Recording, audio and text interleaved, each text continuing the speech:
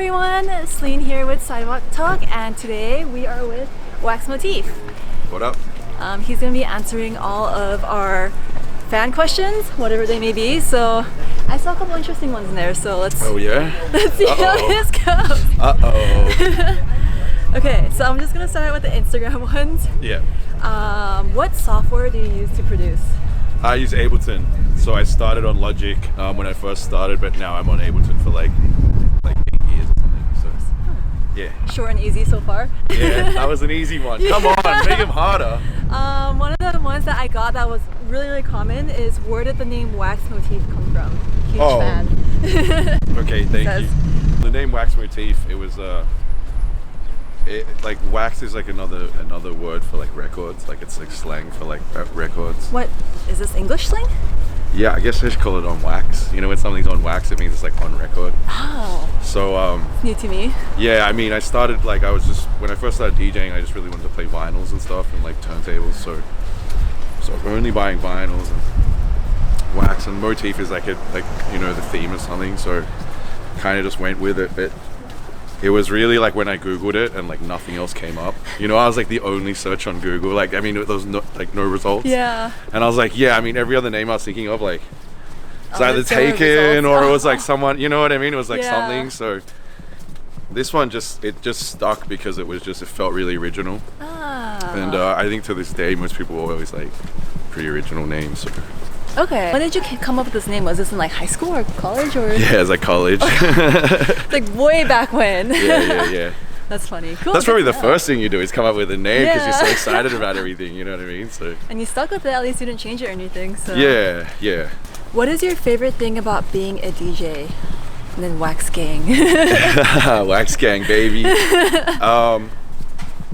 Like besides the travel and the obvious stuff.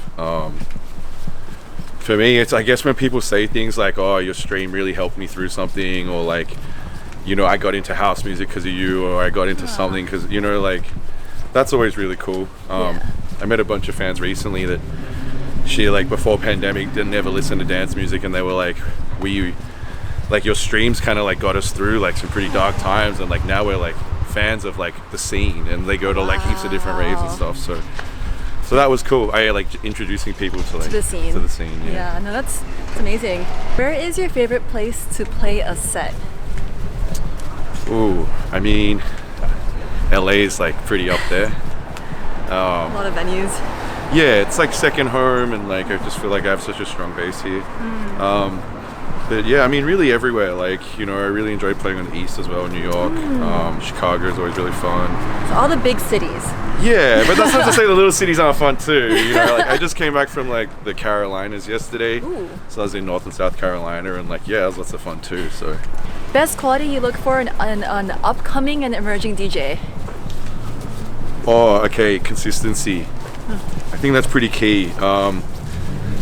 You know, I'm probably not the best person for that, because you know, sometimes I can like, you know what I mean, like, I don't know, but I think like just when you start, like especially when you're starting, it's important to be consistent. You know, like when I first came out, for people to like actually discover you and like know you for something, it makes it easier if you're like really consistent with your sound, your releases, you're playing shows regularly. So everything is about just consistency, and just the more you keep doing it, it just grows. The bass grows stronger and stronger and stronger, and then one day you look and it's like it's a tree already. So, yeah. Technology. Yeah. I can visually see that. Yeah.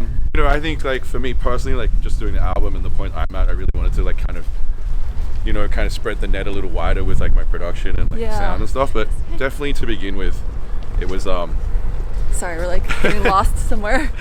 Definitely to begin with, it's always really important to like, you know, kind of establish somewhat of a sound or somewhat of a lane, and try to carve out your space within that, you know, not be like kind of like a carbon copy of someone else, which is hard, you know, when you're inspired and you're young, you're just inspired to make the tracks that you hear and you play, you know.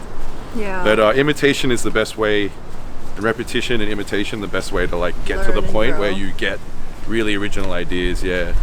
So consistency. How long would you say it took you to get consistency?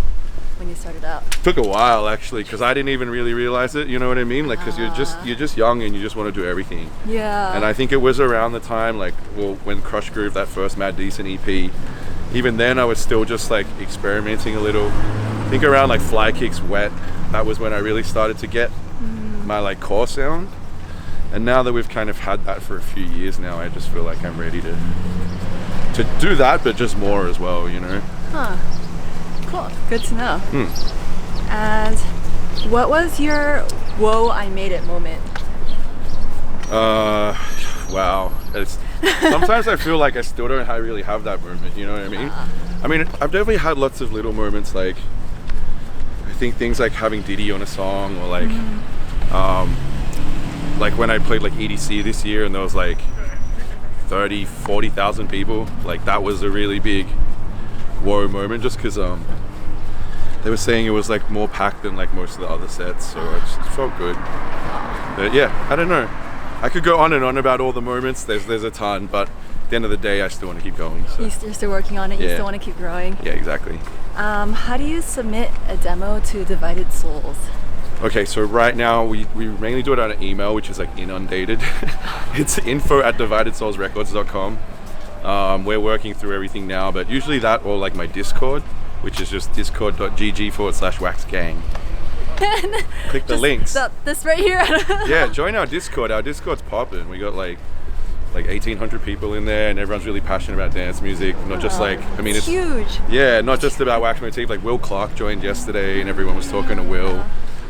AC's in there, Charmy's in there, so yeah. Oh wow, it's a big Discord. Okay, this was the interesting one I was talking about. Yeah. Poop made out of cake or cake made out of poop? Poop made out of cake. Poop made out of cake, right? Poop made out of cake. Do I have to eat it? I don't know. That was just a question. Yeah, I feel like I could get past the visual part if it didn't smell or taste like shit. So. Do you believe in aliens? Yeah, I actually kind of do. Not in like a weird fucking like psychopath way, but I believe like we can't be the only things in this universe. I don't know what the other thing is, but like, I don't know, science just seems to suggest that it's a pretty big place, and that, you know, I don't know. In the outer space, anything is possible, honestly. Yeah, who knows. And what is your best piece of music production advice? Oh, okay, yeah, take lots of breaks. I think that when you can go back and listen to a track that you made, you know, a few months or like a year ago even, like you can listen back to it after some time and it really still bangs and it's sick, then you should put it out. You know, it's like got that something about it that makes it a little more timeless, you know? Yeah. Rushing to get music out is cool, but it's like not always the best way if you're still developing, you know? So I would say I would just make music, tons of music, sit on it for like a week or 2, 3 weeks, even 4 weeks, see if you still like it, you know? And then if you really still fuck with it, or your friends still fuck with it, drop it. Yeah. That's smart. That actually makes sense, because in a few years, like a year or so, if you don't like it anymore, then like why hold on to it? Yeah, it's like, you know, you're going to be responsible for your own quality control at the end of the day, so you know, up to you to self-regulate. Yeah. Self-regulate your shit production. And what are your favorite plugins? Oh man, okay, so synth-wise, I mean, obviously love Serum. I've been playing with this new one called Vital, which is pretty cheap for the kids out there. Check out Vital. And Sound Toys, Fab Filter, and Steven Slate Digital plugins. I have no idea what you just said, but it all sounds good to me. If you were to have a superpower, what would it be? I think being invisible. Being invisible? Yeah. Why? Yeah. That's an interesting one. It's just so useful at times. It's not something that you need all the time, but when you need it, it's fucking useful. You know what I mean? Interesting. I would have never... Yeah, I mean, flying would be cool, but it's like, you know. But I guess I could see what could be very useful, where you want to listen to conversations or like Yeah, you know, see anything. things and not be there, and then like get into Anything. shows. Yeah, you want to not say hi to someone. You want to dip from a party early.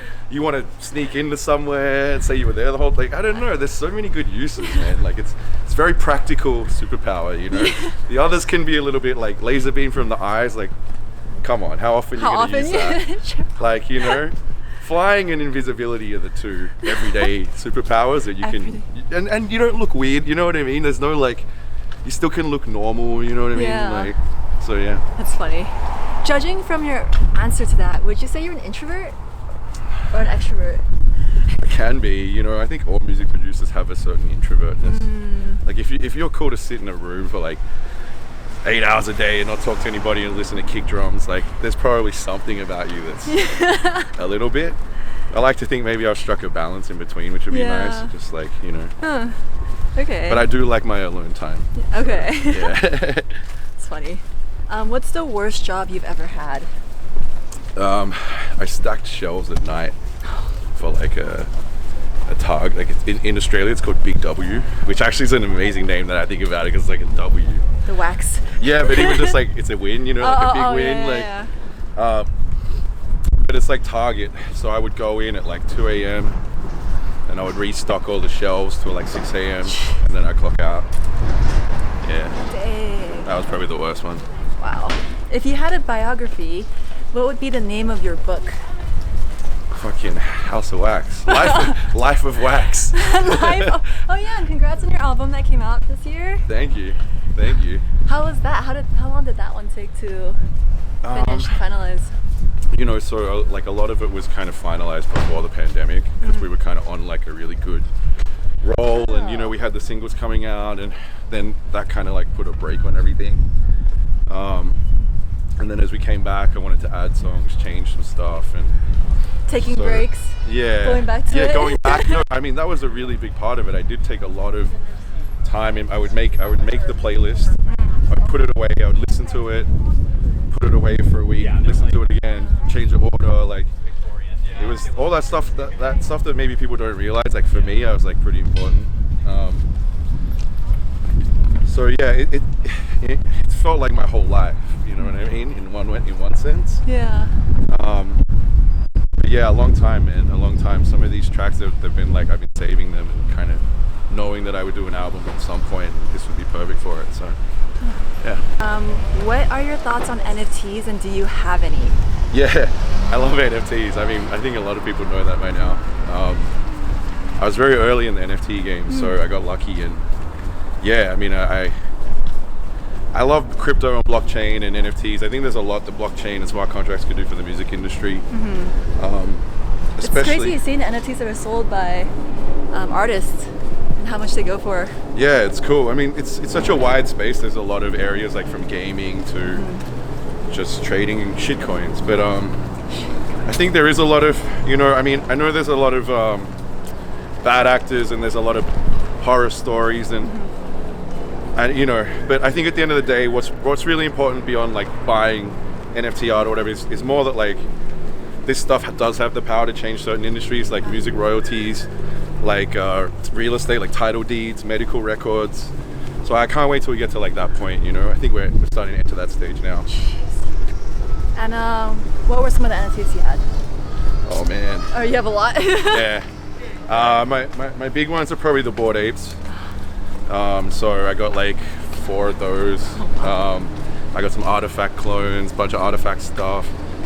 Sandbox Land, Decentraland, Dead Fellas. Yeah, a bunch. I got a lot. I think I wrote like 200 NFTs. 200? Yeah, maybe more. I have like 3 wallets that just hold. 3 wallets? Yeah. Holy shit. That's insane. I buy a lot of NFTs. So. Where do you see yourself in 5 years and in 10 years? Man, I would love to be, you know, at the top of every festival lineup. I would love to be able to just afford like a crib and like, you know what I mean, all that kind of stuff, like just the regular shit. But hopefully I'm just right where I am still, you know what I mean, like same person, same friends, get to have the same quality of life, but just I achieved more. Yeah. So yeah. Yeah. I mean, hopefully we all get there, right? Yeah. It's a dream. I think if you don't want to be number one, like, yeah, like everyone that's like passionate about what they do wants to be the best, you know? Yeah. And it's not to say that like you wish for other people's failures. It's more like just super motivated for yourself to do it. And I spent so much of my life, like all my life, working towards this. So, you know, I feel like I'm close. So yeah, I want to get there. Cool. And who is your biggest inspiration? Shit. So, I mean, kind of the three big ones for me have always been like Diplo, Skrillex, and Snake. For me, they're the guys that like can do quality dance music, can go produce for someone else. They can kind of merge worlds, you know, they can kind of flow between worlds a little. Commercially successful, but respected in the clubs, you know.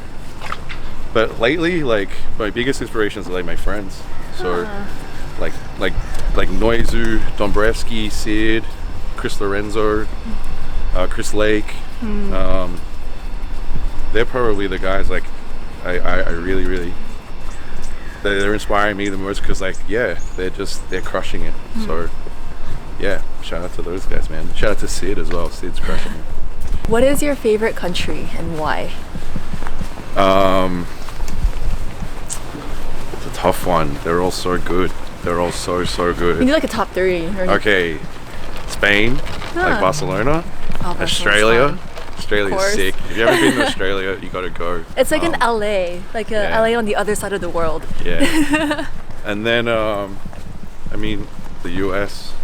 I've had so much fun here, and you know, I decided to live here, and so yeah, I think for me right now, that's probably what I like the most. Yeah.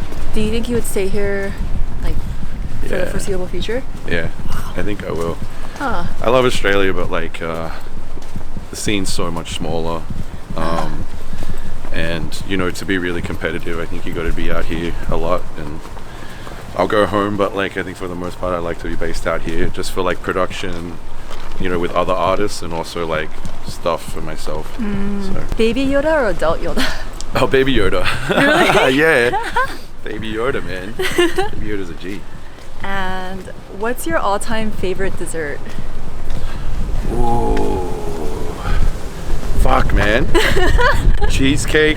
Ooh. Gina makes cheesecake balls.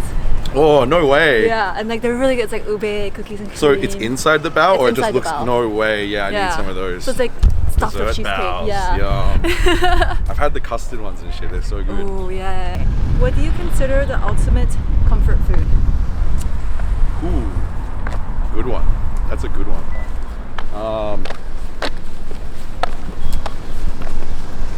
Probably ramen.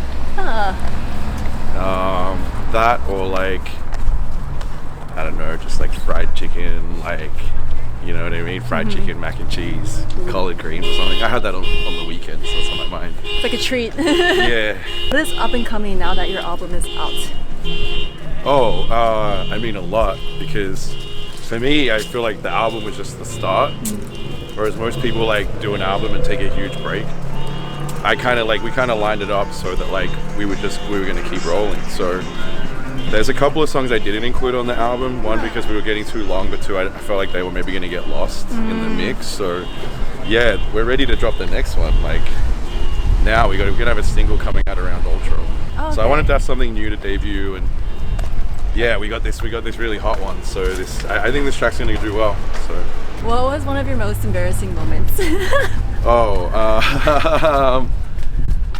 Jesus.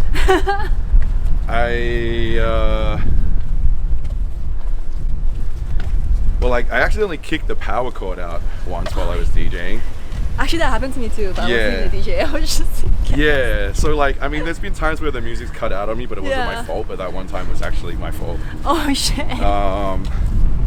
That, or I like had to go piss once so bad, like I just had to like get off stage. During like, your go set? Piss. Yeah. Oh. Wait, what? So yeah, like, I don't know, man. I feel like you have a list of items that you can think about. Oh man. Yeah. Last question. What is the best piece of advice you've ever received? Oh yeah, like focus on yourself kind of thing. I don't know, maybe that sounds a bit blunt, but more like this was from like Snake, which is like it was a really good one. He always just told me to like, you know, spend the biggest portion of your energy like on your own project or like yourself kind of thing. Like, don't give away too much of your energy to other people, and that one stuck with me, so it helped me a lot. Cool. Yeah. Well, thank you for jumping on with us. I hope you guys really enjoyed the answers that Wax gave. Hell yeah. And yeah, we will see you next time. Bye guys. Much love, fam.